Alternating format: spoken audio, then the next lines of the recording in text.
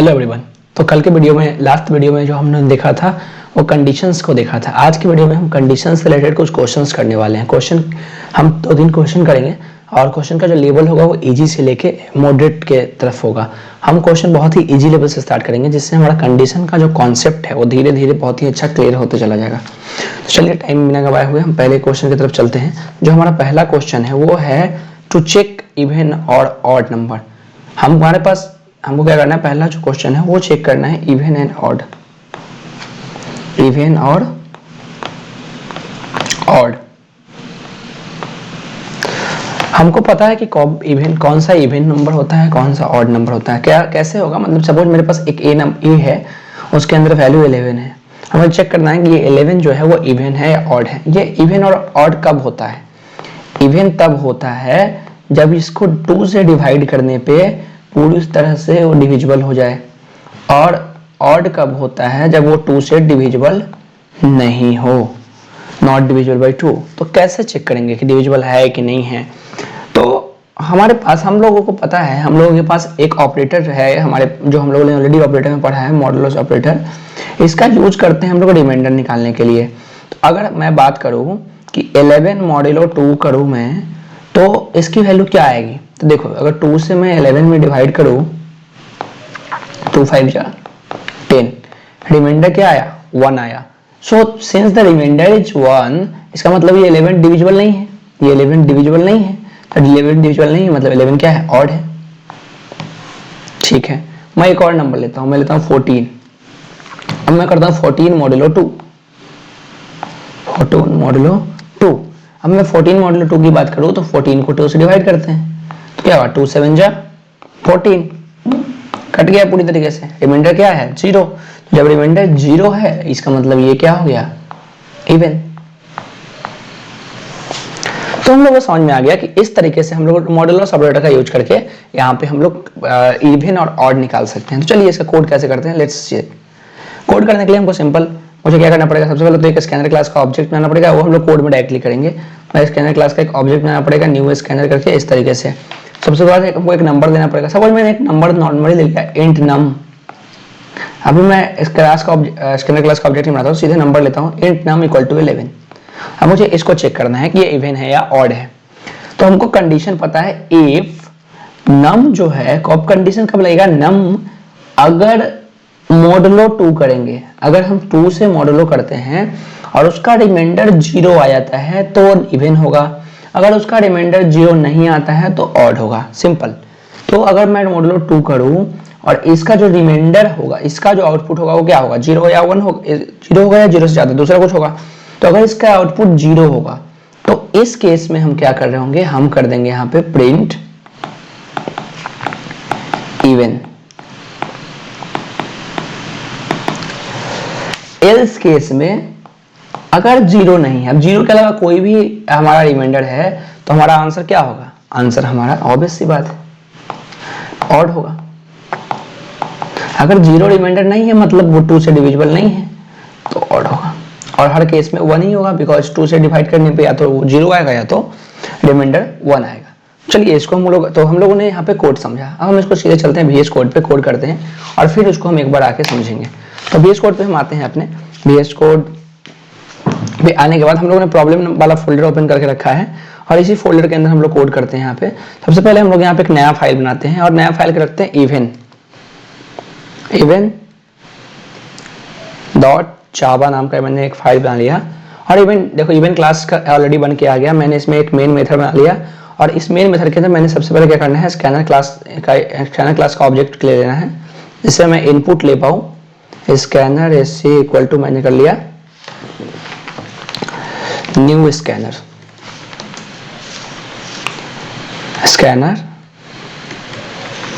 New scanner और इसमें कर देता हूं मैं system.in। उसके बाद मैंने एक इंटीजर ले लिया a इक्वल टू sc.nextInt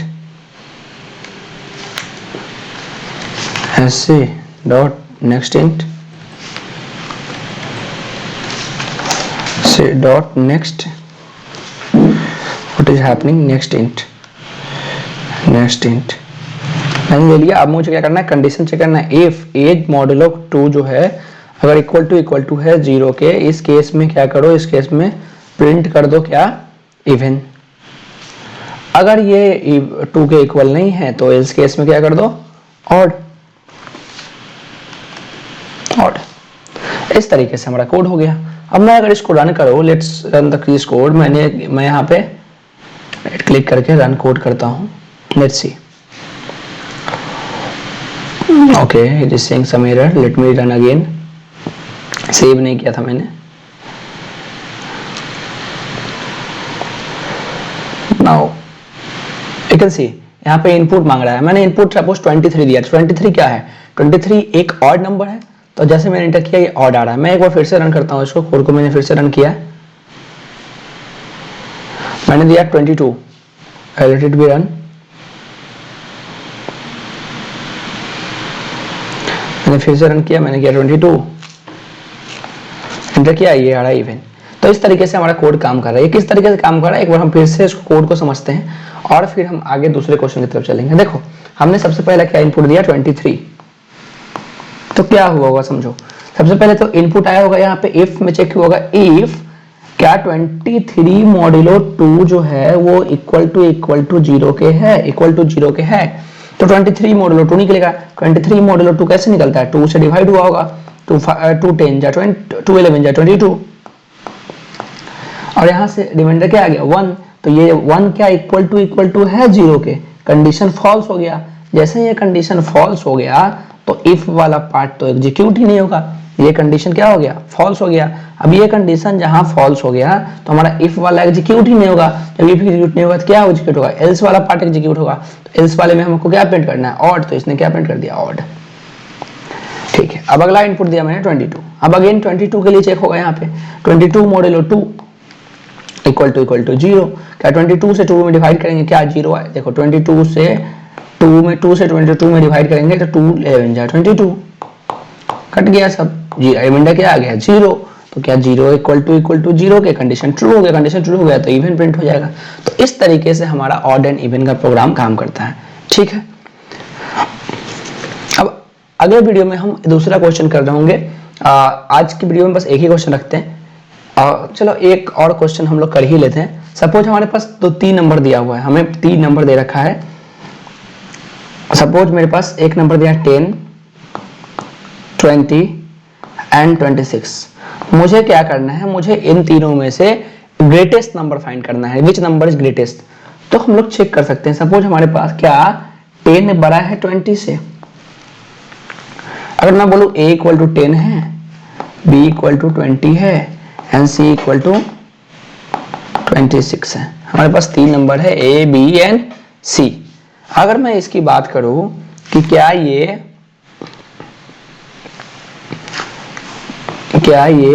हमारा कौन सा नंबर बड़ा है। देखो अगर मैं बात करूं a और b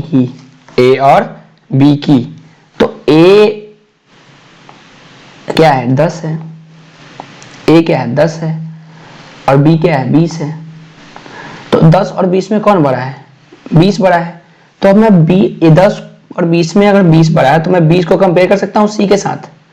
तो 20 और 26 में कौन बड़ा है, 26 बड़ा है। तो हम इसको 26 को कहेंगे 26 सबसे बड़ा है। इसको प्रोग्राम के जरिए कैसे चेक करेंगे, देखो सबसे पहले अगर मैं बोलूं कि अगर a बड़ा है b से, if a is greater than b, तो फिर हमको कौन सा कंडीशन चेक करना चाहिए कि a is greater than c।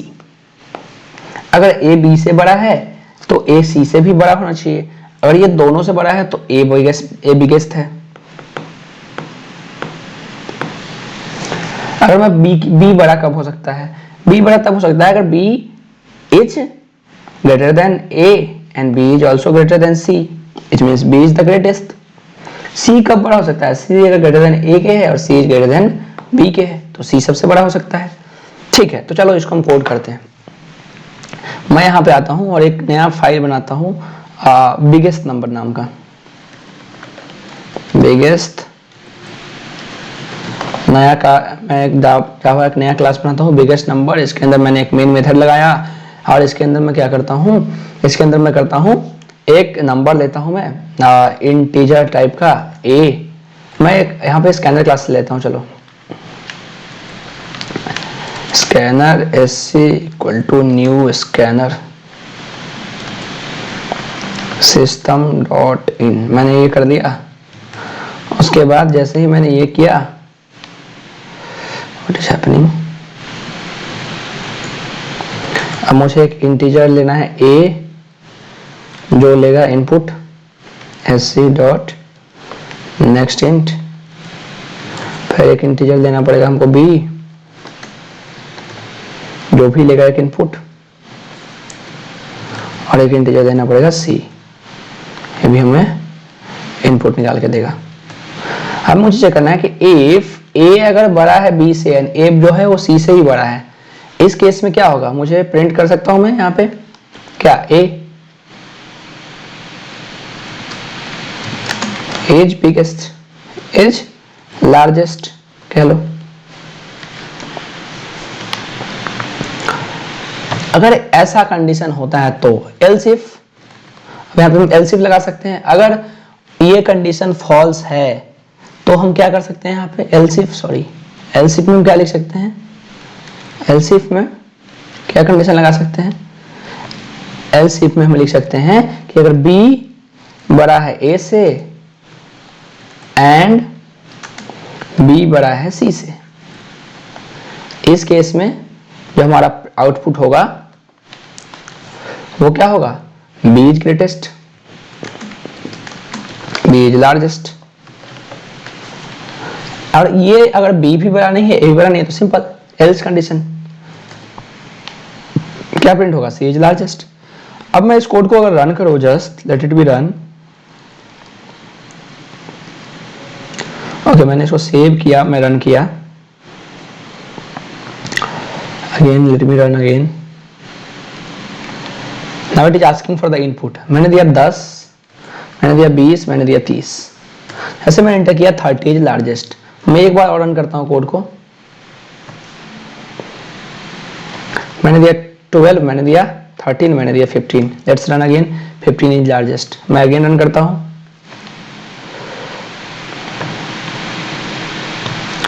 15, 11 and 1, 11 और 1, लेट्स सी 15 इज लार्जेस्ट। तो किस तरीके से काम कर रहा है, जो भी इनपुट है, सपोज मैंने सबसे पहले इनपुट दिया 10, 12 एंड 15, तो क्या होगा यहाँ पे a और b कंपैरिजन होगा, क्या a बड़ा है b से, यहीं पे कंडीशन फॉल्स हो गया तो इसीलिए जाएगा एल्स इफ में, क्या b बड़ा है a से, 12 क्या बड़ा है a से, हाँ यहाँ कंडीशन तो ट्रू है, बट क्या b बड़ा है c से, क्या 12 15 से बड़ा है, नहीं ये कंडीशन भी फॉल्स हो गया। तो जब ये दोनों कंडीशन फॉल्स हो गया तो एल्स एग्जीक्यूट होगा। क्या होता है, इफ अगर एग्जीक्यूट इफ फॉल्स होता है तो एल्स इफ चेक होता है, एल्स इफ भी फॉल्स हो गया तो एल्स एग्जीक्यूट हो गया। तो इस तरीके से हमने 2 क्वेश्चन कर लिया, एक क्वेश्चन बस। अब आज के लिए वीडियो में इतना ही रखते हैं, अगले वीडियो में हम 2-4 और क्वेश्चन करेंगे और इसी तरह 7 कंडीशन पे हमारा जितने ज़्यादा क्वेश्चन हम करते जाएंगे हमारा उसके ऊपर कमांड होता चला जाएगा। ठीक है, तो आज की वीडियो के लिए इतना ही, थैंक यू।